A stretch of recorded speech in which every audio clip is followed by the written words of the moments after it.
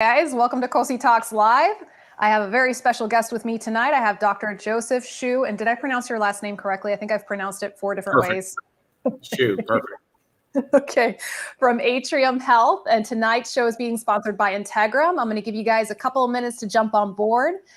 For those of you who are watching the replay, thank you. You guys have been so wonderful about letting me know and giving me shout outs. So if you're watching the replay, put replay into the comments section. And if you have any questions, put them in there, because after the show closes down, I do go back and I answer the questions from folks watching the replay, because I know we got some folks across the globe right now that are sleeping. So my Australian folks will be watching this tomorrow morning. All right, I see a couple of y'all popping on board. Guys, as always, I like to make sure my technology is working. So give me a shout out. Let me know who you are, where you're from, and what is in your coffee mug this evening. So do you have anything interesting, Dr. Hsu? I just have Sprite Zero. That's it. Okay, there you go. Cheers. We're going to start this off right. All right. Hey, Pam. Good to see you. All right, guys. And I am broadcasting to both my Facebook and YouTube channels. I know some of you have an easier time finding me on YouTube.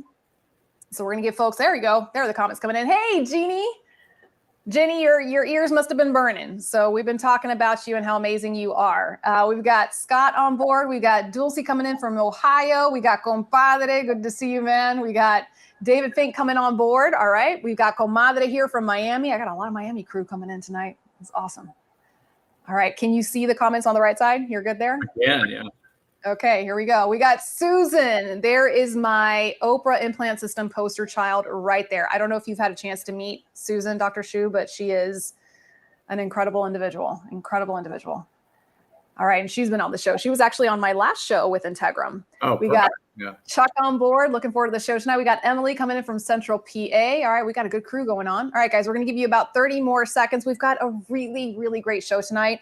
Thank you for those of you who have been responding on the polls on social media. We've got Deacon Nicholson coming on board. I think you are new to the show, so welcome. We got Barbara there. Barbara, I haven't seen you in a little while. Thank you for showing up. All right, guys, so we've got a nice crew. We're going to go ahead and officially get started. So for those of you who are joining me for the first time, welcome. My name is Kosi Belloso. I'm a physical therapist amputee specialist here in hot, sticky, humid Florida. And with me tonight is Dr. Joseph Hsu. So Dr. Joseph, I'm going to introduce you. You've got like a whole list of qualifications here. So you're going to have to bear with me. I have to read it out here. Vice Chair of Quality, Atrium Health Musculoskeletal Institute, Associate Dean for Research, Wake Forest School of Medicine, and Medical Director of Global Healthcare Services for Atrium Health. Did I get the more or less the big points there? That's all that matters. And phenomenal surgeon and father of 3. So we've got a really great special guest here tonight, guys. So tonight's show is being sponsored by Integrum, and they are the makers of the OPRA Implant System. And guys, they are no stranger to the show. We've been talking a lot this year about osseointegration, osseo-anchored prosthetic systems, right? And specifically about the OPRA Implant System. So I'm really excited to have Dr. Hsu here tonight to give his take as a surgeon. And then also his background, his military background, is going to kind of share with us how he put together this amazing comprehensive program at the hospital he is at, hospital system. Hey there, Tom. So guys, before we let Dr. Hsu take the screen, I'm going to go ahead and post a link.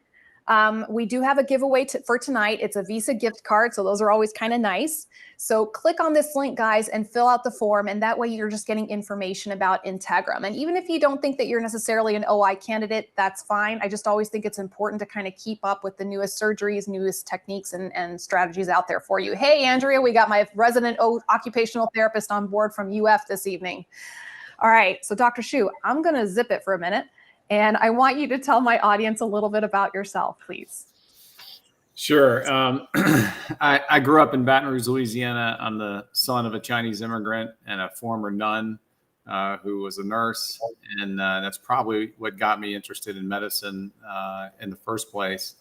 Had a real calling, I think, to join the military, and was fortunate enough to get selected to go to West Point. And so I went to West Point in the early 90s, graduated in 1994, but knew I wanted to go to medical school, and just felt like that was my direction. And so instead of serving as an Army officer and then going to medical school, we had a special program at West Point where you could go directly to medical school. So I went directly to medical school, and did my residency and fellowship in trauma, focusing a lot on limb reconstruction, international training in Italy and Russia in limb reconstruction. And during my residency, the Twin Towers came down and the war kicked off. And so when I came back on active duty to serve in the military, we were at war, and I was an orthopedic trauma surgeon, and it really colored the rest of my career, my life, the way I approach things. Fortunate or unfortunate to serve at that time of really accelerated warfare, and deployed to Baghdad, Iraq in 2006, which was a pretty tough time during that summer, and then got recruited to actually move to San Antonio and work at the burn unit. And so I was an orthopedic surgeon assigned to the burn unit, which was a research center as well. And again, just serendipity, it really changed the course of my career, because I became, it's really where I became a surgeon scientist, is working in the burn unit there, and really focused on outcomes and innovation for our wounded warriors. And developed a few programs there in San Antonio, and then got recruited to come to Charlotte when I got out of the military in 2013.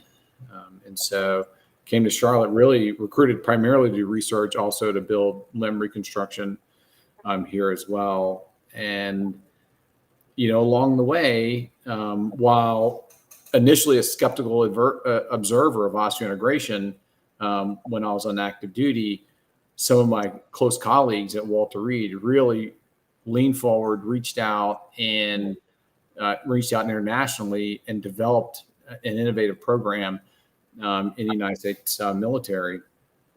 And so some years ago,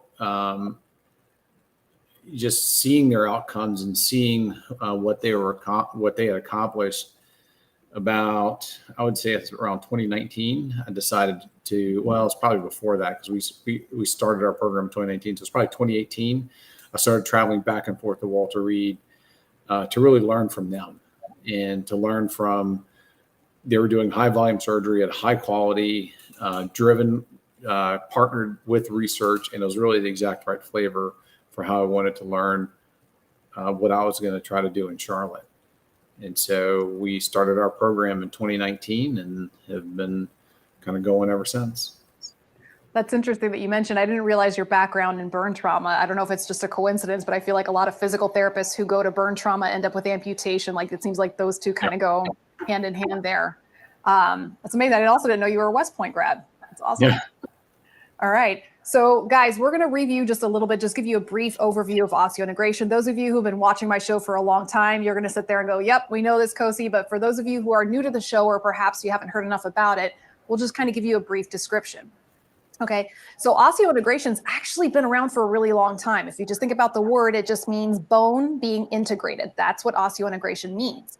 And Dr. Brandemark, actually his father, Brandemark, back in the 1960s, he was the one who really started pioneering this osseointegrative technology.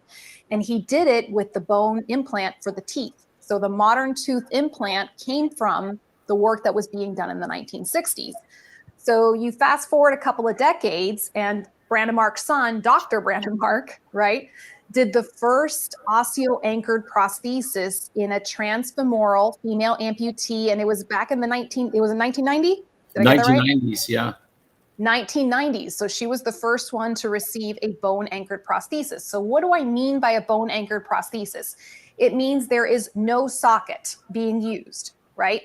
There is a metal implant into the bone, and it comes out of the body, and the prosthesis attaches directly to that implant. So no socket whatsoever. It's really an incredible piece of technology that we're seeing. Now, oh, wait, hang on. I got to catch up with my comments here. I always do this. So Pam says, thank you for your service. Tammy says, I want it. So Tammy, go up a little bit. I have a link there that you can fill out. Excuse me, I have a frog in my throat.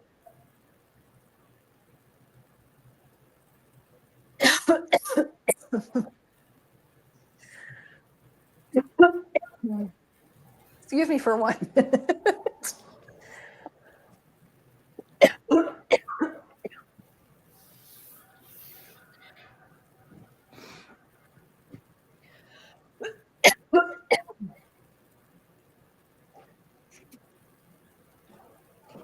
You would think after 5 years of doing this show live, I'd figure a way around coughing, but you just gotta, when it happens, it happens. All right, guys. So Tammy, go up a little bit and I have a link there. You can sign up for that link and start receiving information about the OPRA system. So Andrea says, I do burn an amputee and they go together well. Absolutely. What state does he do surgery in? I'll take that while you're coughing. I'm in Charlotte, North Carolina. And so we treat patients in our community, and actually our global healthcare program can facilitate bringing patients from all over the country and all over the world. Absolutely. And it's specifically through Atrium Health. Atrium Health. Yeah. I'm Atrium Health employed. Yep. There we go. So you got a lot. Thank you for your service. Let's see. Some people are answering the questions for me because they know I'm coughing up a lung here. Susan is saying, I'd be happy to talk to you about it. She's a bilateral above the knee amputee and she has it in both limbs. Okay. So going back to our explanation about osseointegration. Now, here in the United States, the only FDA-approved osseo-anchored prosthesis is through the OPRA Implant System, which is made by Integrum. Okay. There is another type that's called the press fit. And there are certain cases here, certain surgeons here in the United States that are doing that, but that is technically not FDA approved as of yet in the United States. Pam, that's a really good question. Do you need to take anti-rejection medication? No, this is not something. And mainly, and again, this is my Mickey Mouse understanding, Dr. Hsu, you're going to have to correct me. It's a titanium implant, right? And this is the same kind of metal that you see in total hip replacements, total knee replacements. So the body literally uses to it. It actually does not try to reject it, which is kind of nice. So with the OPRA implant system, it's a two-step process. With the first surgery, the implant screw is put into the femur, right? And then everything is closed up and allowed to heal. In the second part of the surgery, the opening is created. Some people call it a stoma, but I think it's a little too elegant to be called a stoma with the way the OPRA system is done. So it's an opening and an aperture that's created. And from there, the abutment will come out, right? And the fixture. And then the prosthesis is attached directly to it after a period of rehabilitation and protocols. And then we're going to talk a little bit about that as well. Currently, Tammy, the below the knee amputees here in the United States are not receiving osseointegration. You have occasionally through humanitarian intervention. So we're able to do it. We've done transtibial patients before, and we've done transhumeral patients as well. The nice thing about, and we'll talk about it when we talk about our team, is we built this on a foundation of research. And so we worked with the FDA directly because we started before the implant was FDA approved. And so we used something called a humanitarian device exemption for the first several patients we did. But you have to do a compassionate use application to the FDA for each individual that has a transhumeral. And we've done several of those. We've done a transtibial as well. And there's some similar paperwork, not quite as extensive as for a transhumeral. And we're about to start doing thumbs and fingers, and those are all compassionate use as well. Now, just so you understand, across the globe, it is being done on several different extremities and on several different amputation levels. So this technology is around. It's just kind of waiting for all that to kind of cycle through the United States and get approved. Let's see. Inky Hive says, I would like it, but since I had osteomyelitis years after knee replacement, I don't think it is for me. Okay, so let's talk about who is considered to be a good candidate for OI. So the main purpose of OI is to get rid of that cumbersome socket, right? So folks who have issues with socket fit, and we're talking about folks who have a lot of skin breakdown, folks who have very short residual limbs. Here we go again.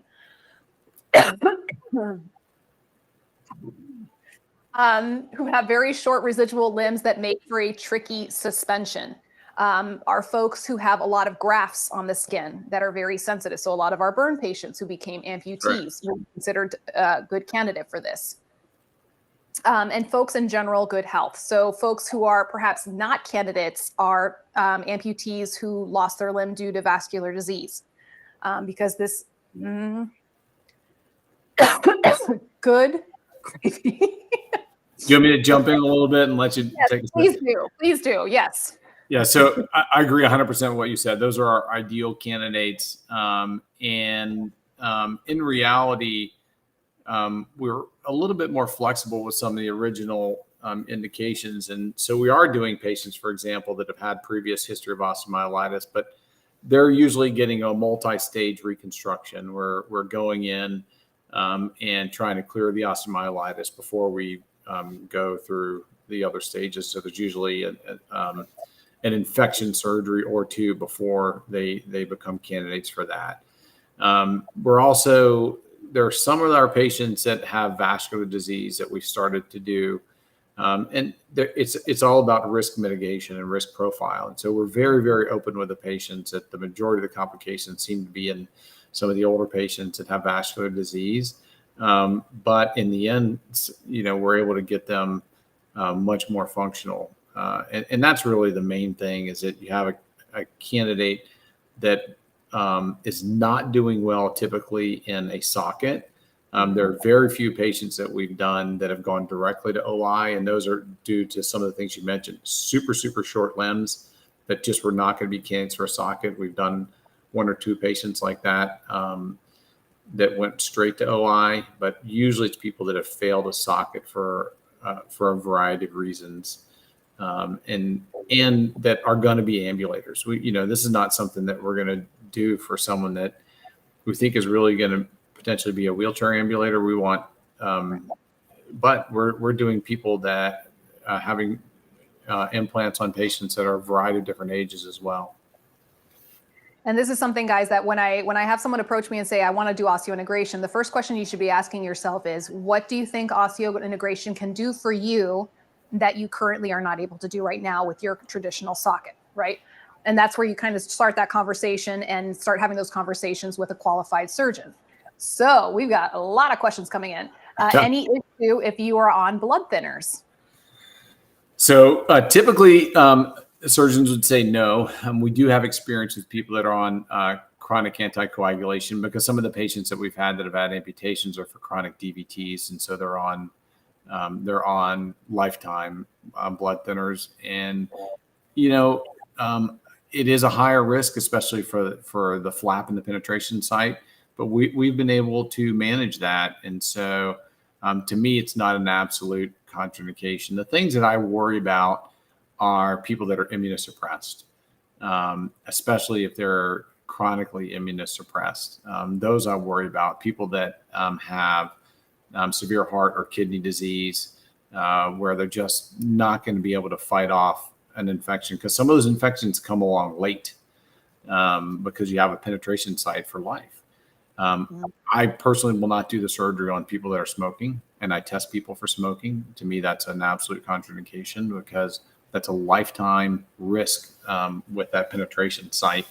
That's one of my probably hardest contraindications to it. But we have patients that have been successful after cancer, after vascular disease, after mostly trauma.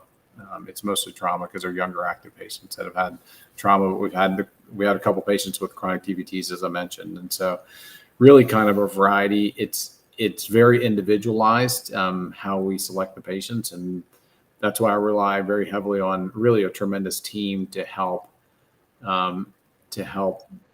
really balance the risk for patients and optimize them. Some of our patients have been overweight beyond what we would consider to be acceptable risk for surgery. And so we have a great weight management team that have helped them become candidates for surgery. And so a lot of times it's not necessarily a hard no. It's, we've got to do a few things to get you there.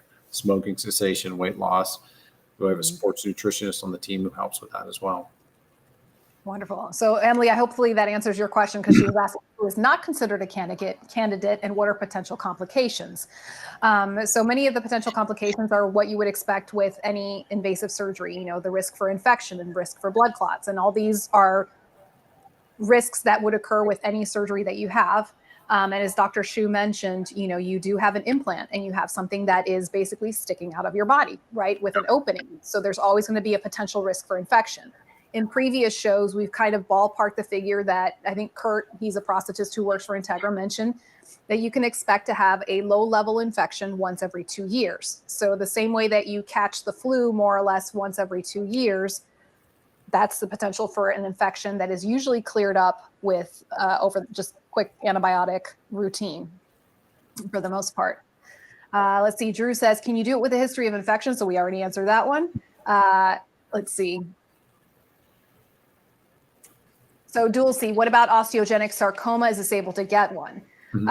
Yes, actually, one of the prime candidates for this surgery are folks who have lost their limb due to trauma or due to cancer. And a lot of that is because typically they don't have a lot of these other comorbidities that will be present with some of the vascular related amputations. So I'm assuming, Dr. Hsu, you see probably a lot of cancer survivors. We've seen a few, not a lot. Again, most of my referral base has been the younger trauma patients, but we've certainly done them in patients with cancer. And once our cancer is cleared and they're off chemotherapy, then they end up being good candidates.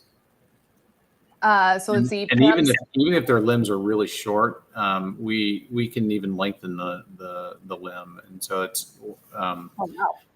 Yeah, I mean, my background is a limb lengthening surgeon, and so there are situations where we're able to lengthen the limb enough to take an implant. Actually, one of our first cases was a staged lengthening.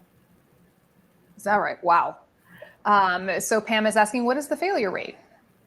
Great question. So, and I break it down. It's really, and I tell people I don't sugarcoat this at all, because this is real. The deep infection rate is about 20%.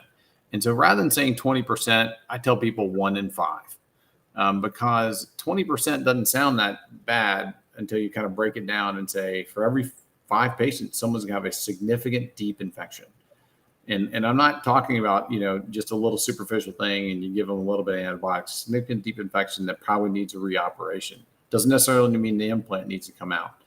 About 1 in 10, the implant needs to come out. And these are published papers that go back to decades worth of experience in Sweden. And so that's what I tell patients. And I said, I'm not going to tell you that my numbers are any better than the published literature, because that's actually been my experience. It's tracked almost directly with the published literature. The majority of the complications tend to happen in those patients that are a little bit older and some vascular disease as well, but it can happen to anyone. The other complication that we tend to see that's a little bit unique to osseointegration is periprosthetic fractures. So a fracture around the implant, just like you'd have if you had a total joint replacement and you broke near the implant. And the treatments for those are very similar. They're plating systems typically that can go around the implant. And we've seen that here as well. And it's part of the side effect of now people are up and active and getting after it. And so we had a patient, fall, being active, and that's the sort of thing that happens. Okay. Is it covered by insurance? So one of the things that we did here in Charlotte, it was a long, slow, heavy lift. Because what we did is we worked with insurance companies and worked with a variety of companies now, work comp, private health insurance, even Medicaid, to get these surgeries covered. We don't have an answer for people that have no health insurance. And that's a national problem that we haven't answered from a public health perspective. But that's what we've done here, is do the heavy lifting to go through this with the insurance companies. And it's a battle. And what I'll tell, any surgeons or surgical teams or clinical care teams that want to get involved in this work, you will be back and forth with each insurance company, and the various flavors of even the same insurance company will have different issues where they'll refuse to pay for one part or another part. And we've been successful with continuing to move forward and doing the peer-to-peer thing, so that we haven't had a patient get stuck with some giant cash bill, because we've been able to work directly. And that's our commitment. We will do whatever paperwork needs to be done with your insurance company in advance and along the way to help make sure that this gets paid for whatever your portion of the bill is. And so we've been pretty successful with that so far. And we'll see. We've had a couple of hard no's from insurance companies, and most of the time we've been able to work through those. And so we'll see how it goes. There we go. So we've got Dom listening in on the YouTube channel saying, hey guys, I've been waiting all day for this show to air. I'm scheduled for stage 1 on Friday at Johns Hopkins and receiving the OPRA system. Well, Dom, I can personally tell you that the physical therapist you're going to be working with there is bonkers amazing. So you're in really good hands there. So thank you for watching the show. And if you have any questions, he's the guy to ask. He's in the hot seat tonight. So guys, as you can see, Dr. Hsu takes it very seriously, the care for his patients and giving the well-rounded care, not sugarcoating things, because this is a commitment. I know from just the rehab standpoint, you're looking at almost a year of therapy and rehabilitation protocols in between both of these surgeries. So tell us a little bit about where you learned to really get this comprehensive view of your patient and treatment. Yeah, we were chatting a little bit in advance, and what I was telling Kosi is that, people thought, oh, how'd you come up with this great idea to have all this, multidisciplinary team and all this other stuff, and this is great, and this is unique, and it's not. I learned this in the military, and I just copied what I learned in the military. You go to any of the big military centers, and this is what they do. This is how business is conducted, because this is what patients with this kind of complex reconstruction need. And that's what we have. And I keep telling you, we lead with research, and people, they're like, why do you always talk about research? Because that innovative piece, I think you need to study it from the beginning. If you're going to do something, you're going to be on the cutting edge of something, you're obligated to use scientific rigor to report on it. So research is key. We have a patient navigator that when people come into our practice, they meet our patient navigator, who helps them meet all these other people, because they're going to meet our physiatrist, who's amazing. They're going to meet our physical therapist, who's amazing. They're going to meet a dietitian. They're going to meet a psychologist, and they're going to meet one of our hand surgeons who does incredible nerve work for our patients as well. And so they're going to meet all these people. And so they need help getting through all this stuff, and the pre-op labs, or pre-op testing, and different things that they'll need to get done to do that. And then we work with our business management team to really make sure that insurance pays for it, and to the benefits that each of the individual patients have. And that's honestly probably one of the things I'm the most proud of, is that even working with Medicaid and situations where they've been less where different health systems have been less interested in getting involved in some of those payers. Our health system's been committed to having this available for everyone. And I mean, this is, for me, I consider it a victory when I hear about a surgeon who has a great relationship with the rehab team. But just to even hear that you have a nutritionist on board to help with the weight management, and I'm going, wow. I mean, we're actually doing a show on weight management and the amputee in November. And, I know there's many folks who have approached me about how they struggled with that aspect of becoming an amputee is managing their weight. So to know that they have that being addressed as well. And then the mental health side, we talked about that in our pre-interview. So what are some of how does the mental health play into the osseointegration patient or your amputee patients? Yeah, I mean, the reality is we expect for people coming into this to have their own mental health struggles. That's a reality. If you look at the data from the military and civilian world on post-traumatic stress and depression in trauma patients, and the data is similar in cancer, and it's similar in people with vascular disease, and you look at it, and we expect there to be an overlay component of it. And so we screen for mental health disorders up front, but then also treat as well. And sometimes, we'll start the treatment immediately, but we have a mental health specialist on the team who sees all the patients in advance. And she's not seeing them to screen people in or out. Some of that information is very helpful, but she's seeing them to make sure that they're optimized. And so again, this is, military speak that now is very commonplace in the physical therapy world. A lot of this is prehabilitation, but when people think about prehabilitation, they really just think about the physical prehabilitation.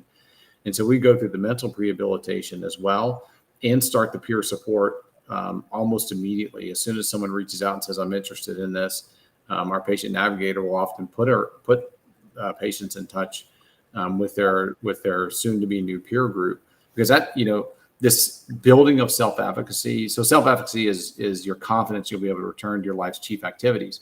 What we think are, what do you give to your patients to build their self-efficacy? And my answer is other patients. Yes. And so you see other patients that are, like we talked about, one of my patients who is off the grid for another 2 days because he's on horseback in Montana driving cattle, which terrifies me that I've got this penetration site somewhere in the mountains of Montana driving cattle. I want to meet that guy, by the way. I just beg him to clean the penetration site with baby wipes or something, because he doesn't have access to shower and things like that. But to have him interact with someone is great, but he's so far along that someone who's just early in the process, it might be too much for them to talk to him. And so they need to talk to someone who's, 2 months out from surgery, 6 months, someone waiting between stages 1 and 2. And so then it gives people a foothold where they can see their future. Yes. If it's so far away, if it's so high, you can't see it. I think that's a mistake that we make sometimes. And so it's hard for me as a surgeon to say that, because I tell people I've walked this walk with a lot of patients, but I haven't taken a step in their shoes. The people who have are our patients, which I think is actually our greatest resource. Absolutely. And we talk a lot. I mean, I'm not a mental health clinician myself, but, as a clinician, we do a lot of mental health work with our patients. And one of the things I say is, I'm a cancer survivor myself, and saying things like cancer, things like losing your limb, things like suffering major 3rd-degree burns, those are not normal things to happen to the human body, right? That's not how we were created. So that is not a normal thing to happen. So to expect a human being to undergo that trauma and be able to recover on their own is completely, that's not possible. You need that support. And in many cases, it's a lifelong journey. And I completely agree with you in terms of, you need the professional support and you need that peer support to see someone who's been there, done that, got the t-shirt. That's right. And then you also got to look behind you to the person who's behind you and say, well, look how far I've come from that point as well. So having that addressed, and I completely agree with what, I love what you guys are saying, is like, we're not using mental health screening to screen someone out of the program. It's, what are we dealing with this person, and how can we help them and give them the coping strategies that they're going to need to get through this process. So bravo. So let's see, we've got lots of people loving this. Jenny's like, we love the well-rounded care and commitment to the patients. Tom is asking, he's my runner right there. There's my runner. I knew there was going to be a runner here. Said, how good is this procedure for high impact individuals that are going to pound the limb and bush to the limit? So we need to hook him up with Montana Man. Yeah, we need to hook you up with my patients. I'm not allowed to speak directly on a lot of the stuff, but what I tell people is this: the way I answer this question is, I learned a lot from my wounded warrior patients when I was in the military. We were holding back restrictions on a lot of things, and the soldiers, the Marines, they didn't listen. They just did what they wanted to do. And so then we learned from it. So, we're going to learn from this. And, this is what I tell people. It's like, you release this technology in the United States, Americans are going to do what Americans do. They're going to push the limits. It is in our culture. It's in every bit of our being. And so we're going to learn what the limits are. So for me as a clinician, I can't tell people to go out and do all this stuff. And, but we support them the best that we can for those patients who choose to do it on their own and take their own risks. And, again, we have a robust research team. We'll report on it eventually. And I'm trying to pull in some speakers. We have a big conference coming up here in 2 months in Charlotte.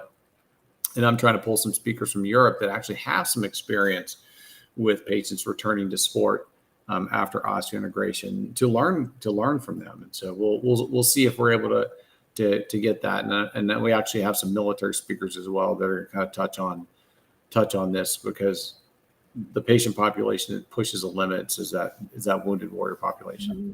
So not a direct answer, but more to come is my official answer. I was like, you need an 82nd Airborne, because they're the ones who are really test the limits. I'm a daughter of an 82nd Airborne, so I know that's those are the really crazy ones right there. All right, Dulcie says, yes, I love this. I would love to be a nurse on this team. Dulcie, get in line because I'm putting in my own application to be a part of this team as well. Let's see. Oh, good question, Barbara. So she's asking what happens when your limb shrinks after the implant is placed? Yeah. It's a good question. If you have some volume loss after the implant is placed, that is typically less of an issue, because the problem that we have with the penetration site is when there's soft tissue redundancy or motion around the penetration site, and then it kind of gets a little bit soupy and the skin gets irritated.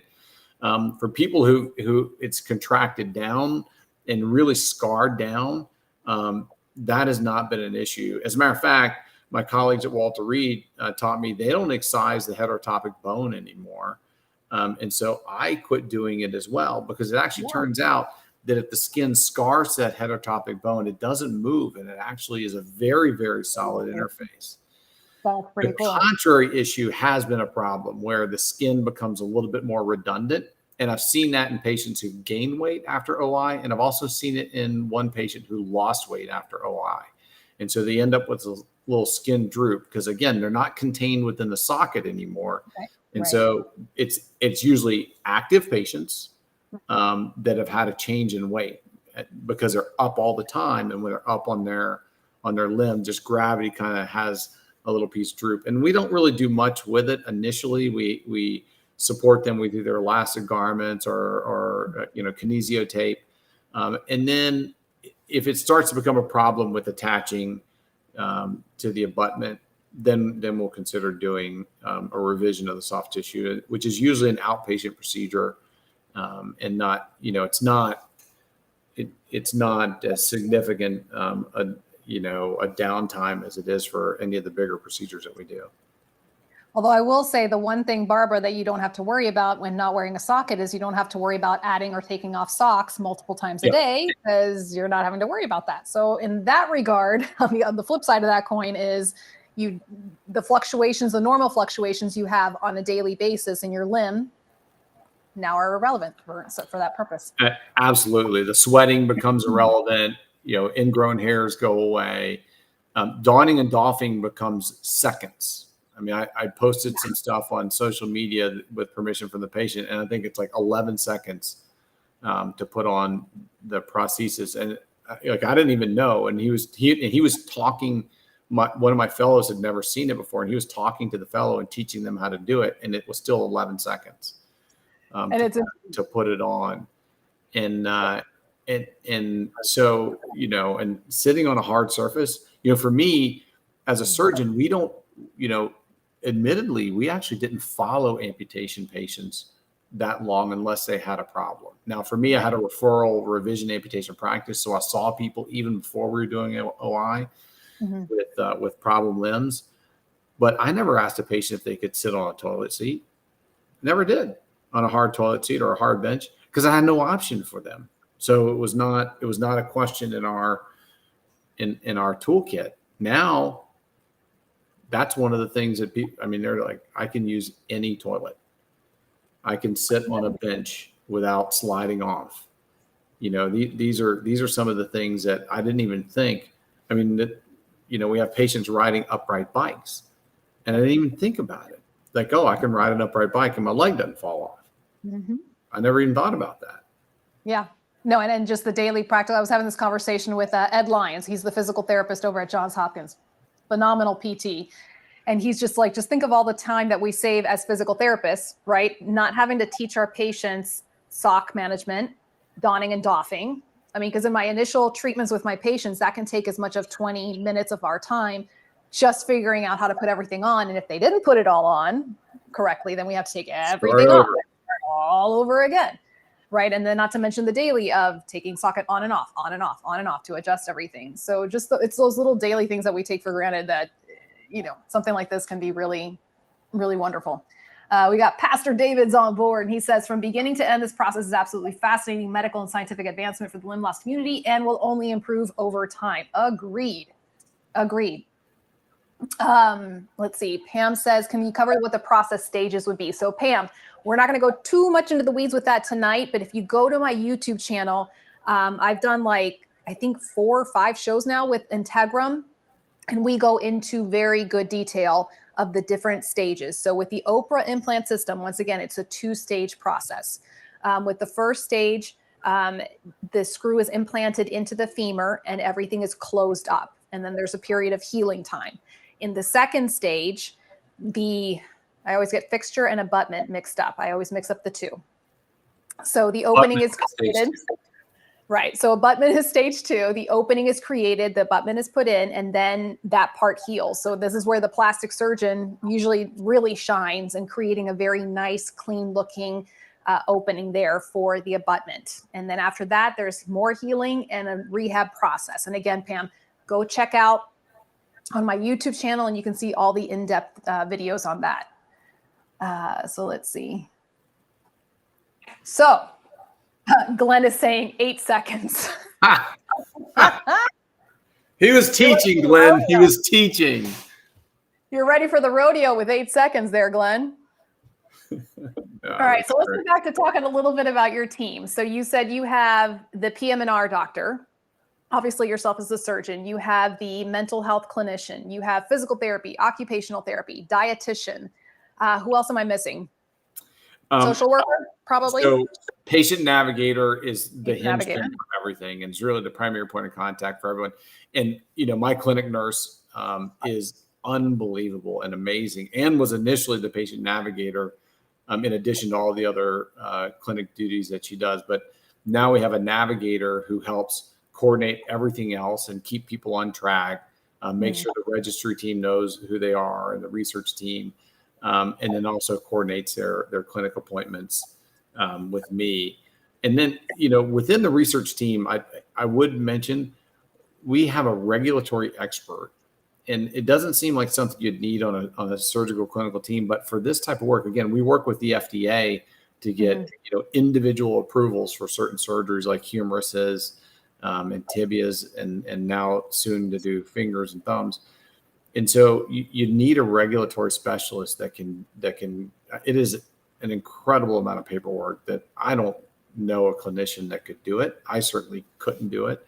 And so I'm just incredibly fortunate and grateful to have people like that on our team that can really go through that and be able to offer, really that cutting edge stuff to people where it otherwise wouldn't be available. That's amazing. So prior to going live, we were talking a little bit about when someone makes the commitment to do osseointegration, that they're basically marrying that team. That's a marriage and a lifelong relationship there. And that's something that I've touched upon the show for all of my amputees, that, your lifelong partner after amputation is your physical therapist, your prosthetist, and in some cases your surgeon. So tell us a little bit about your viewpoints on that. Maintaining that lifelong. There's no doubt about it, and the whole team knows that too, and so that's the reason why we try and optimize people in advance. And there have been very few people that, other than for medical reasons, that we've not been able to kind of work up to a situation where they would be a reasonable candidate. But the whole team, we talk about the different challenges that the patients have, and a lot of them they have along the way. And like I said, you're married to the team, and so we've helped mitigate problems that people have had with secondary cancers along the way, other health issues, deaths in the family, things that you think, this is not an orthopedic thing, but we had one patient who has really taken off and done incredibly well, but initially struggled because of the death of her father. So it doesn't seem like it's directly related to anything that we do, but it absolutely drives outcome. And she really was desperate because of this close relationship she had with her father. And when he passed, she really didn't, she turned a lot to members of our team who helped with some of that grief and reconciliation with other members of the family. And since then, she's taken off. There you go, folks. So what advice would you have for someone Who's looking for that team? How do they start looking if they can't go to Charlotte, North Carolina? What advice would you give them? The good news is we're starting to develop a network now. And so I feel fortunate to know a fair number of the teams in the US now. Again, we have a conference. This will be the second year for our conference. And the motto of our conference is, if you want to go fast, go alone. If you want to go far, go together. And so I've tried to get people to get on board with is not competing as centers,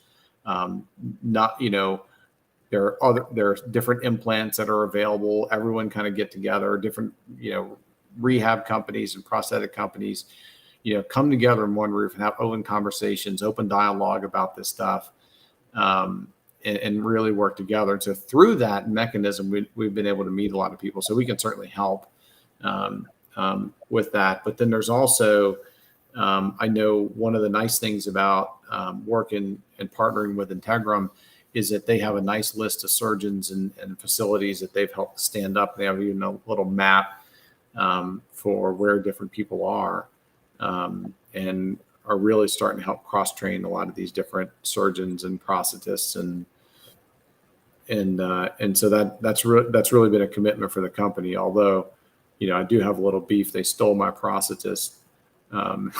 He now works for the company. Who is that? Code name Mike Jinks. Okay. Wait, I've seen that name. He's a phenomenal prosthetist and good friend. And he helps out with Kurt, who you know, and what they do is they actually help not only train up the prosthetist, but really help them work through the different processes of, reimbursement and different things like that. It's not just a surgical issue. It's a prosthetics issue. It's a physical therapy issue, getting enough visits for these patients that, one of our physical therapists, Angela Abernathy, she gives a whole talk on the hip flexion contracture, because let me tell you, you put a bone anchored prosthesis in, your sagittal alignment is everything now. You can't make up for it by being a little sloppy in the socket. Nope. It's everything now. And to be able to get an erect posture, you got to get that hip flexion contracture worked out. And so, but, insurance companies don't get that. That's not 4 visits. No, that's going to take a lot longer. And then, yeah. And then on top of that, since you don't have a socket blocking you anymore, you can really utilize the hip flexors and extensors and get all those abductors and all that nerd talk going. So no. Lots of good stuff with that. Ginny's like, it's a great team. And apparently a lot of people know Mike. So Ginny knows Mike and Dave knows Mike. He is a popular guy. So guys, just to kind of piggyback on what Dr. Hsu said, when it comes to, if there's one thing I'm a stickler for, if you're going to consider having this done, you need to make sure you are going to a reputable surgeon with a reputable team and a comprehensive approach. And for me, I always say, go to the source.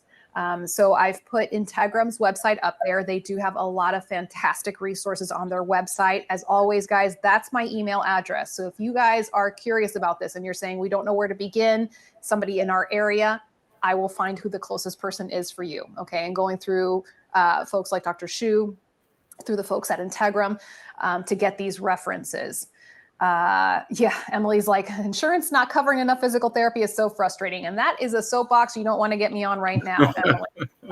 That's a whole nother set of shows right there. You could have a whole series on, just call it Rub Some Dirt on It. Because it's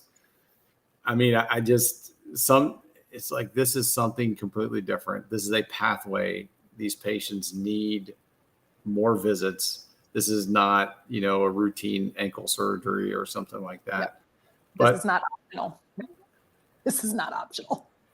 But that's what we do, right? So what we do is we work with the insurance companies. We're trying to get exceptions if we can. If we can't get exceptions, then we scale the treatments, the therapy treatments, and we give people tools at home, information at home, so that they can continue to progress during whatever little break periods they have before they can come back.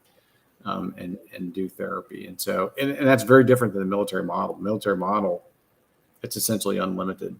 I know, it's so nice. So that's probably been one of the biggest adaptations for me. Is the two biggest adaptations coming to the military is figuring out how to manage the insurance companies and the cost for the patients, and then the limitations around physical therapy. Because I never heard these words about numbers of visits before. I was in the active duty military for a long time. And even our VA patients have really great therapy resources. And I'm willing to bet. So once upon a time when dinosaurs roamed the earth and I was starting out at school, physical therapy was a protocol prior to surgery. That before getting your knee replacements and hip replacements and ACL repairs, you went to have a short course of physical therapy. And that went the way of the dodo bird. So I'm curious to see if the military has still kept up with that in providing physical therapy before surgery. Because that's something I'd love to see brought back as well. Yeah. But dream on. So Dulcie, is there a surgeon in Cincinnati? So Dulcie, what I want you to do, I'm going to give you a homework assignment. I want you to send me an email and give me a nudge and say, Kosi, find me a surgeon closest to Cincinnati. And I will find someone. I'll beat the bushes and hopefully find someone. So guys, I do want to announce the winner of tonight's giveaway is Scott. So Scott, congratulations. You're the winner of our gift card tonight. Thank you for filling out the form. Guys, I'm going to go ahead and leave the links up there above this post after we shut down the show. So fill out that form. Again, even if you're not looking at osseointegration as part of your care, it's just always good to kind of stay up to date and know what is going on, because you just never know what might happen down the line, or if you meet a fellow amputee that could benefit from this information. So with that being said, guys, I do want to say a very, very big thank you to Dr. Hsu. Thank you so much for your time this evening, your expertise. I know that just judging from all the comments coming in that people have really, really enjoyed hearing your expertise and information. So thank you so much for being here this evening. It's an honor to be here. Sorry the hurricane delayed us a week. That's all right. And then guys, thank you again to Integrum. They've been an amazing support in 2023, and I hope to be able to continue this partnership and be able to continue to bring information to you on the show about the OPRA Implant System. With that being said, guys, keep in touch for next week. So next week we are talking all about, ironically enough, how sockets are made. So we're going to go to the opposite side of the spectrum for next week. But as always, guys, thank you for letting us be a part of your lives this evening, and I will see you next week. Same bat time, same bat channel.